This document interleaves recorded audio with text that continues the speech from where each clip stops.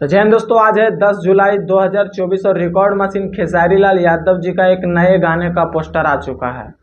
Title है गाना का दोस्तों मजनुआ के भाड़ा से। और ये गाना दोस्तों आप सबको कल टीजर सुनने को मिलेगा। और इतना बड़ा गाना होने वाला है दोस्तों, इतना बड़ा गाना होने वाला है कि मत पूछिए।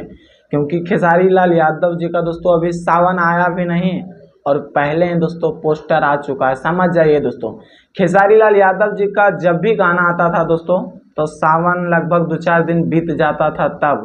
लेकिन खेसारी लाल यादव जी का दोस्तों इस साल 2024 में पहला गाना आ रहा है दोस्तों, बहुत जल्द खेसारी म्यूजिक वर्ल्ड पे मजनुआ के भाड़ा से, जो कि कृष्णा बेदर्दी जी लिखे हैं, म्यूजिक है आर्या शर्मा का और खेसारी लाल यादव जी खुद गाए हैं दोस्तों। और ये गाना दोस्तों बहुत बड़ा लेवल का गाना है।